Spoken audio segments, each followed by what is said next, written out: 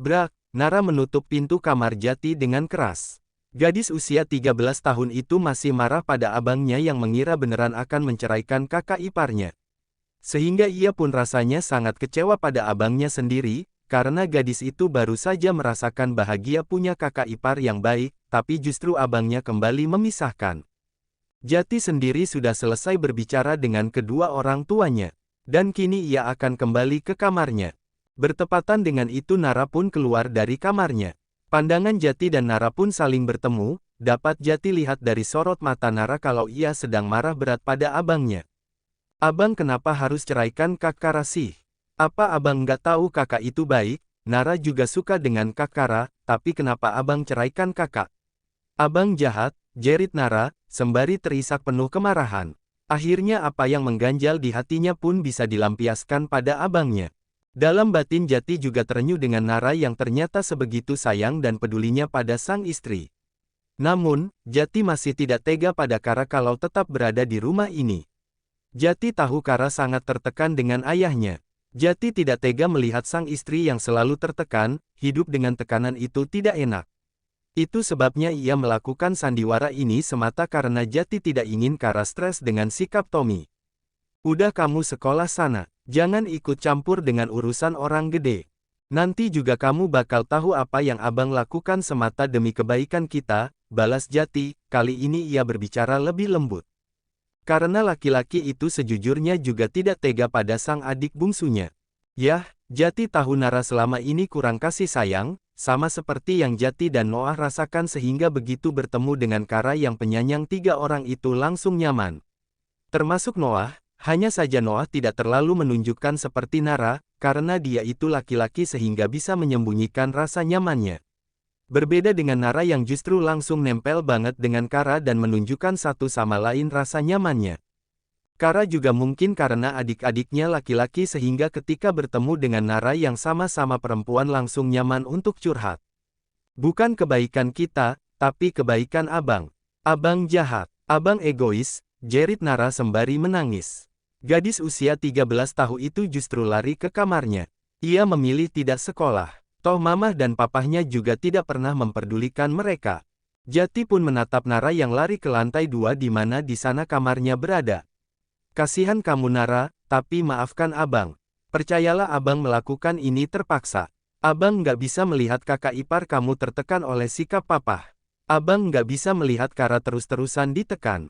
Dia juga butuh kebahagiaan. Dan bahagia Kara bukan di rumah ini, batin Jati. Dengan pandangan mata masih menatap pintu kamar adiknya. Jati yakin kalau Nara sedih paling hanya sebentar setelahnya ia akan kembali ceria. Ia hanya terlalu cemas dengan Kara sehingga marah seperti itu. Nanti juga kalau Kara sudah tidak ada di rumah ini Nara akan kembali mandiri dan tidak manja lagi. Jati kembali menggerakkan kursi rodanya membuka pintu kamar dan di sana Kara sedang duduk di samping tempat tidur, dengan wajah yang muram. Pandangan Jati dan Kara pun saling bertemu. Hai sayang, akting kita sudah berakhir, tapi kenapa wajah kamu masih ditekuk seperti itu? Tanya Jati dengan suara yang menggoda Kara yang duduk dengan wajah sedih. Seolah mereka akan pisah beneran. Kara membuang nafasnya kasar. Kara hanya kepikiran Nara, kasihan dia anak yang baik tapi justru dia harus jadi korban sandiwara kita. Gimana kalau Nara beneran marah dengan kita dan dia jadi anak yang murung? Apa kita katakan saja apa yang terjadi pada kita, dan terkhusus untuk Nara tidak apa-apa dia tahu rumah Kara, kasihan dia anak yang manis dan baik, sama halnya dengan Jati, Kara juga tidak tega dengan Nara yang sedih kehilangan kakak iparnya. Jujur aku juga merasakan seperti itu. Kasihan dia anak yang kurang kasih sayang, sehingga ketika bertemu dengan kamu dia sangat senang, tapi sekarang baru juga dia merasa nyaman sekarang harus dipisahkan dengan kamu. Tapi aku juga takut nanti Nara malah keceplosan dan papa dan mama malah tahu fakta yang terjadi dengan kita, malah bahaya. Jadi sekarang biarkan dulu Nara tidak tahu, tapi kalau dia masih marah dan ngambek, mungkin nanti kita pertimbangkan lagi. Udah jangan sedih Nara baik-baik saja. Jati menggenggam tangan Kara yang terasa dingin. Yah, dari tadi Kara merasa takut kalau Tommy akan masuk ke kamar ini. Beruntung ketakutannya tidak terjadi. Tommy tidak datang ke kamarnya yang tandanya ia tidak harus merasa takut lagi seperti tengah uji nyali di ruangan yang angker. Udah jangan sedih lagi. Lebih baik kita berpelukan. Atau kita mau coba di kamar ini bikin dedek. Goda Jati dengan mencium tangan Kara, di mana wanita cantik itu masih murung wajahnya. Kara tersenyum dengan manis. Gini saja lebih baik Ajati sembuh, baru kita bikin keponakan cewek untuk Nara, mungkin dia akan senang kalau dapat ponakan cewek. Sekarang Ajati sembuh dulu aja ya. Kara tersenyum jahil dan mengedip-ngedipkan kedua matanya seperti orang kelilipan. Kenapa harus tunggu nanti kalau sekarang bisa? Jati menarik tangan Kara agar duduk di atas pangkuannya. Tagar nah loh Jati, jangan macam-macam nanti malah encok lagi, di dalam mobil mewah. Pah, kenapa Mamah jadi berat banget ya melepas Kara? Sejak Jati kenal Kara, Mama perhatikan dia jadi berubah sifatnya. Tidak seperti dulu, tapi malah sekarang Jati mau bercerai dengan Kara. Padahal pernikahan mereka baru banget. Belum ada 1 bulan. Gimana orang tua Kara nanti menilai kita, ucap Iren memulai obrolan dengan suaminya. Meskipun wanita itu tahu kalau suaminya tidak menyukai Kara. Udahlah Mah, yang jalanikan mereka berdua. Mungkin memang itu yang terbaik untuk Jati dan Kara. Lagi pula, cepat atau lambat juga mereka akan cerai. Mungkin lebih cepat lebih baik, balas Tommy, pandangan matanya masih terus terfokus pada jalanan yang sudah mulai padat. Ish, papa ini selalu bicara gitu. Jangan gitu Pah. Kita juga punya anak cewek, kalau nanti Nara diperlakukan seperti Kara sama suaminya, apa papa akan terima? Tidak kan? Nah itu juga yang terjadi dengan orang tua Kara, mereka juga pasti tidak akan terima kalau Kara diperlakukan seperti itu. Padahal Kara tiak mau melakukan hubungan suami istri itu juga karena papa yang minta. Andai papa tidak buat perjanjian itu, pasti Jati tidak akan memulangkan Kara pada orang tuanya. Iren justru sekarang berada di pihak Kara, ia sebagai wanita juga ikut sedih melihat nasib Kara. Loh, kok Mama hanya menyalahkan papa saja, bukannya kita dari awal juga sudah sepakat dengan surat kontrak ini. Jadi Mama juga ikut andil dalam keputusan kita berdua dong. Tommy tidak mau disalahkan sepihak dong. Iya, tapi makin kesini Mama makin sadar kalau Kara itu baik. Kara tulus merawat Jati, bahkan dia rela dikembalikan ke rumah orang tuanya lagi agar tidak melanggar perjanjian kita. Apa kalau kayak gitu papa masih ragu kalau Kara adalah cewek yang baik? Mereka sebenarnya saling mencintai, hanya saja papa tidak merestuinya. Mama jadi kasihan dengan Kara, pasti hatinya sedih banget dengan keputusan sepihak dari Jati. Lalu kalau Jati tahu bagaimana yang terjadi sebenarnya terjadi, apa nanti Jati tidak marah pada kita? Iren takut juga kalau anaknya akan kembali marah dan juga akan kembali bertindak bodoh seperti sebelumnya. Itu urusan nanti saja Mah, biarkan mereka menyelesaikan apa yang terjadi. Papa yakin Jati akan mendapatkan jodoh yang jauh lebih baik daripada Kara. Biarkan Kara menjalani hidupnya sendiri, dan Jati juga menjalani hidupnya sendiri, apalagi umur Kara dan Jati juga beda cukup jauh. Jati masih anak-anak, cinta yang Jati punya masih cinta monyet. Begitupun Kara, dia tulang punggung keluarga. Kasihan Jati kalau harus kerja banting tulang, sedangkan uang yang dia hasilkan dipakai untuk kebutuhan keluarga istrinya.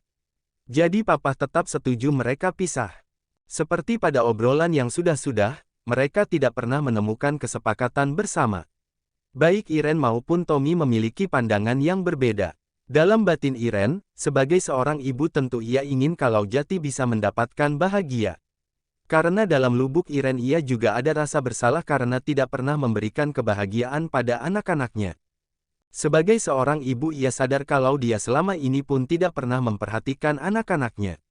Ia sadar kalau Jati butuh kasih sayang, dan dengan bertemu dengan Kara yang baik dan penyabar tentu Jati langsung nyaman karena ia tahu yang dibutuhkan oleh Jati adalah perhatian dan kasih sayang seperti yang Kara berikan.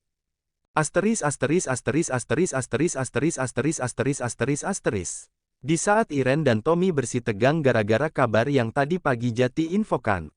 Di kamar yang mewah, Kara dan Jati justru tengah menikmati keharmonisan. Pasangan suami istri untuk pertama kalinya saling bercumbu penuh dengan kasih sayang. Kara yang awalnya menolak untuk melayani suaminya karena malu dan alasan lainnya, akhirnya luluh dan untuk pertama kalinya memberikan mahkota kesuciannya pada laki-laki yang telah menikahinya. Rasa malu itu perlahan pun hilang ketika gelora cinta sudah menguasai. Meskipun ini pertama bagi Kara maupun Jati. Kamar mewah menjadi saksi cinta mereka sudah bersatu dan saling memiliki satu sama lain. Mereka pun berjanji akan saling bersama untuk selamanya. Saling memiliki dan saling memahami sifat masing-masing. Nafas mereka masih saling memburu, ketika keduanya baru saja menyelesaikan pendakian yang melelahkan. "Terima kasih, kamu sudah memberikan hak untuk aku," bisik Jati di balik daun telinga Kara, begitu wanita cantik itu selesai melakukan tugas pertamanya. Kara mengulas senyum dari balik wajah yang bersemu merah. "Sama-sama, bukannya ini sudah jadi kewajiban istri jadi tidak usah berterima kasih terus, karena cepat atau lambat pun Ajati akan mendapatkan hak itu," balas Kara dengan suara yang masih tersengal. "Yah, mungkin seperti itu. Tapi rasanya aku harus tetap mengucapkan terima kasih karena kamu adalah istri yang terbaik." Jati menarik tubuh Kara yang masih polos dan menghujami dengan mesra. "Apa kita tidak akan pergi dari rumah ini?" tanya Kara. Mereka sudah menghabiskan 2 jam waktu untuk olahraga pagi. Dan itu sudah cukup melelahkan untuk Kara. Bukan hanya lelah tapi juga ia merasakan sakit. Jati menatap jam di dinding kamar mereka. "Kita masih punya banyak waktu sebelum papa dan mama pulang," jawab Jati dengan santai. "His, janganlah. Kara sudah kangen sama abah dan juga 2 adik Kara. Apa mereka sudah tahu kalau mereka akan diajak pindah oleh Kara ke Jakarta? Nanti kalau mereka ternyata menolak bagaimana? Apalagi abah, kan ada kebun pasti berat meninggalkannya," ucap Kara. Sebenarnya Kara sangat setuju dengan usul Jati, karena Kara juga berpikir kalau tetap tinggal di kampungnya, ia akan kesulitan untuk mendapatkan pekerjaan yang lebih baik. Tapi juga di kota dia belum mendapatkan pekerjaan pengganti. Adik-adiknya masih sekolah, tidak mungkin Kara hanya mengandalkan Jati untuk kebutuhan hidup mereka, meskipun Jati berkali-kali bilang kalau laki-laki itu siap menanggung kebutuhan Kara dan keluarganya. Namun, Kara masih ingin memiliki uang pribadi dari hasil kerja kerasnya.